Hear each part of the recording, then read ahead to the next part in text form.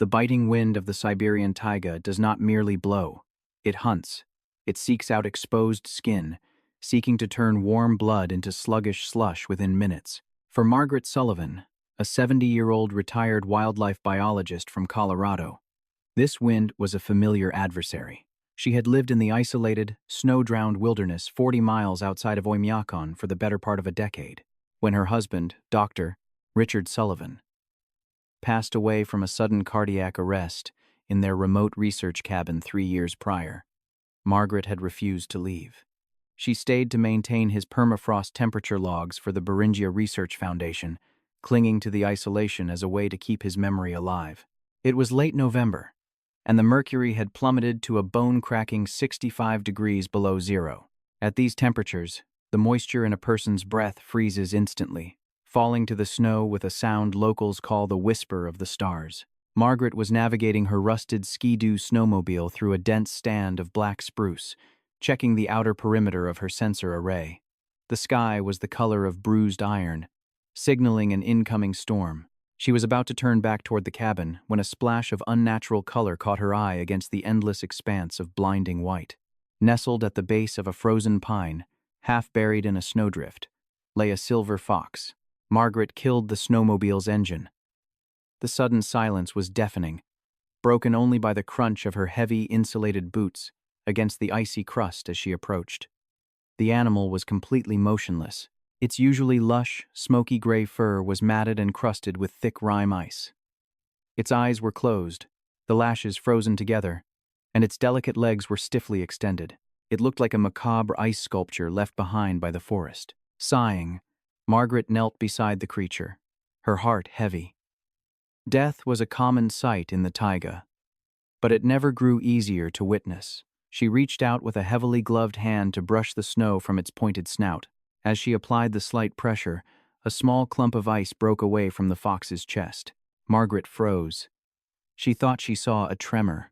Stripping off her right glove, a dangerous gamble in the deadly cold, she pressed her bare, wrinkled fingers against the ice-cold skin beneath the fox's matted fur, pressing near the ribs. Her fingers stung violently, the cold biting into her joints like needles.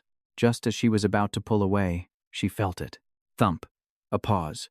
A long, agonizing pause. Thump. It was a heartbeat. So faint and erratic, it felt like the flutter of a dying moth. The fox was not dead. It had entered a state of profound torpor, its body shutting down every non-essential function in a desperate, final bid to survive the freezing temperatures. But it was slipping over the edge. Adrenaline surged through Margaret's veins, banishing the cold. She scrambled back to the snowmobile, throwing open the cargo box and yanking out a thick, foil-lined thermal emergency blanket. She sprinted back to the fox, carefully lifting the stiff, rigid body. It felt like picking up a block of solid wood. She wrapped the animal tightly in the blanket, secured it to her chest inside her heavy parka, and fired up the Ski-Doo. The race back to the cabin was a blur. The wind howled, whipping ice crystals against her goggles, but Margaret's focus was entirely on the faint, fragile weight pressed against her ribs. Once inside the log cabin, the real battle began. Margaret knew from her biological training that warming a severely hypothermic animal too quickly would cause a fatal shock to its heart. It had to be a slow, meticulous resurrection. She laid the bundled fox on the rug near the wood stove, keeping it a safe distance from the direct, blistering heat. She filled water bottles with lukewarm, not hot water, placing them around the fox's armpits and groin. For the next 8 hours, Margaret did not sleep. She sat cross-legged on the floor, her weary knees aching, gently massaging the animal's limbs to encourage circulation. She used a plastic syringe to place single drops of warm, sugar-laced venison broth onto the fox's pale tongue. Around 3 a.m., a terrifying twist occurred. The fox's body began to convulse violently. Its breathing grew ragged and wet. Margaret's heart sank. She recognized the signs of cellular damage caused by thawing tissue. She grabbed a small oxygen tank and mask left over from Richard's emergency medical kit, holding it over the fox's muzzle.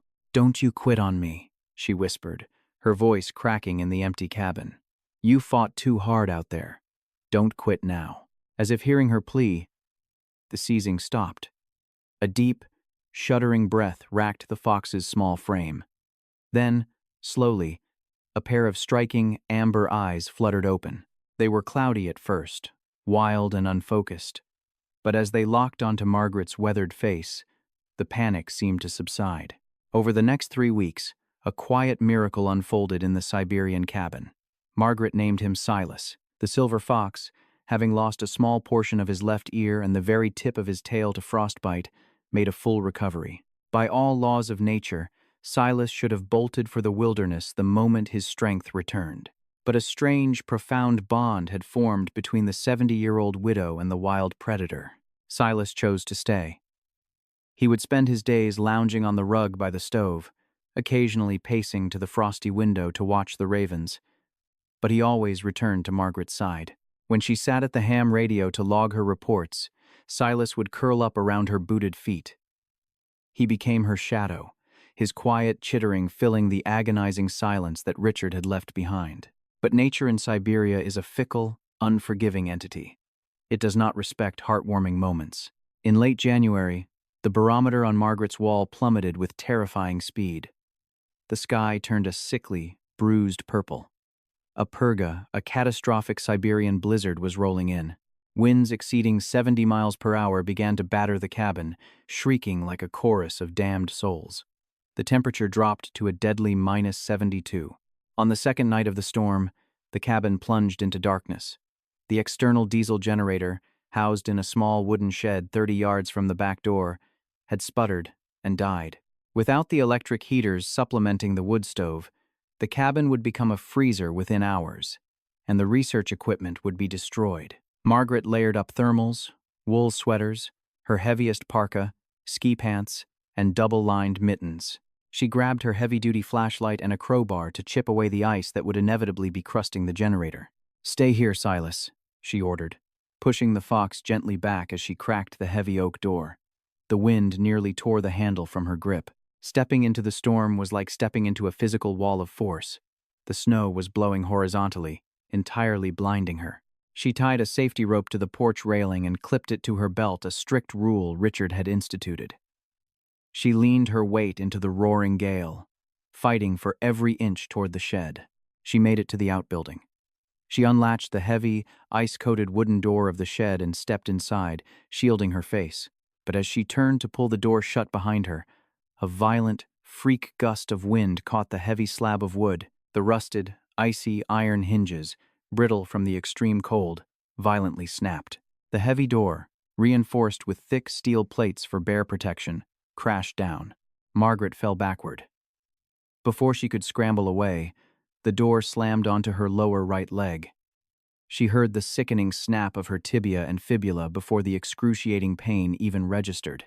She screamed, but the wind swallowed the sound entirely. She writhed, clawing at the frozen dirt floor, trying to pull her leg free, but the sheer weight of the steel-reinforced door, combined with the ice, made it an immovable anchor. She wedged the crowbar under the edge, pulling with all the strength her 70-year-old arms could muster, but she lacked the leverage. It wouldn't budge. Panic, cold and sharp, pierced through her. She was 30 yards from the cabin. No one would miss her radio check until the morning. The temperature was dropping. Even in her extreme cold-weather gear, lying motionless on the frozen earth with a compound fracture, hypothermia would claim her in less than 2 hours. The pain in her leg was rapidly being replaced by a terrifying, dull numbness. The deadly sleepiness of the cold began to creep into her mind. She closed her eyes, the edges of her vision darkening. She thought of Richard. Maybe it was time. Maybe this was how it was always supposed to end. Suddenly, a sharp, piercing bark cut through the howl of the wind. Margaret forced her eyes open. Through the swirling whiteout, a small, dark shape bounded into the shed. It was Silas. He had slipped out before the cabin door had blown shut. The fox frantically began to dig at the frozen earth beneath the door, throwing dirt and ice backward between his legs. He whined, biting at the heavy steel edge of the door, his teeth slipping off the ice. "Silas." "No," Margaret slurred, her jaw trembling violently. "Go back. You'll freeze." Silas ignored her.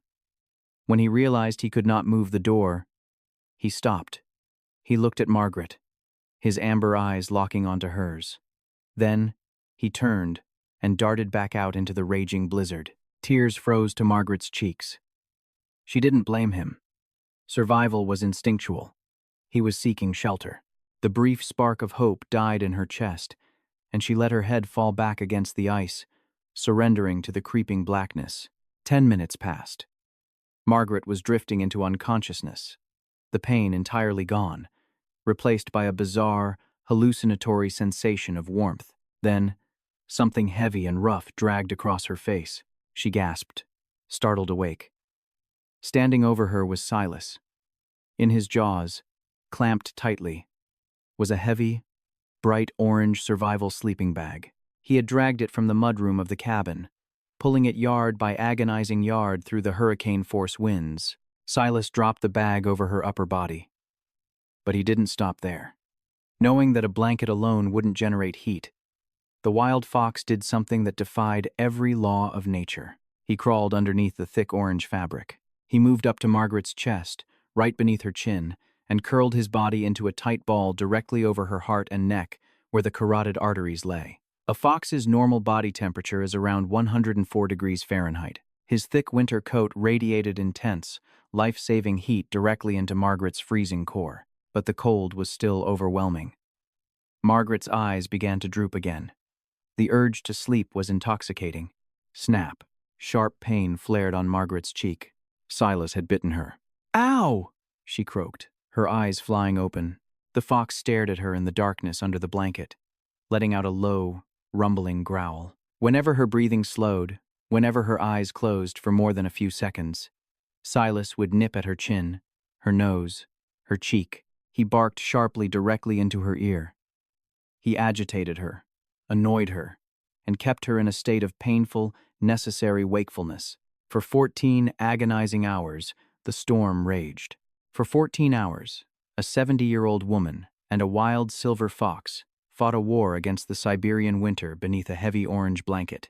When the dawn finally broke, the wind ceased, leaving behind a silence so profound it felt holy. High above the taiga, David Miller, a bush pilot for the Beringia Foundation, was flying his Piper Super Cub. He had been dispatched at first light because Margaret had missed her evening and morning radio check-ins. As he circled the coordinates of her cabin, the landscape was a monolithic sea of white. The shed was half buried in a drift. But against the blinding snow, David spotted a solitary, striking anomaly. Sitting on top of the ruined outbuilding, perfectly still, was a silver fox. And right beneath the fox, partially buried in the snowdrift, was a vibrant slash of bright orange fabric. David immediately banked the plane, executing a dangerous, bouncing landing on the frozen river nearby. He grabbed his medical kit and trudged through the waist-deep snow. When he reached the shed and pulled back the frost-covered orange blanket, he found Margaret. She was pale as a ghost, her lips blue, trembling violently, but she was alive. When David attached a winch to his snowmobile to lift the heavy door off her shattered leg, Silas sat 10 feet away, watching with piercing amber eyes, only retreating into the tree line when the noisy rescue helicopter arrived from Yakutsk hours later to airlift Margaret out. Margaret Sullivan spent 2 months in a hospital in Anchorage, Alaska. She required pins and plates to reconstruct her leg, and she lost 2 toes on her right foot to frostbite. The doctors called her survival a medical impossibility. A woman of her age, trapped in those temperatures, should have perished in under 2 hours. Margaret merely smiled, knowing that science didn't have an equation for the debt of a life owed or the fierce, protective spirit of the taiga. By early April, against the protests of her doctors and colleagues, Margaret returned to the cabin. She limped heavily on a cane, but her spirit was unbroken.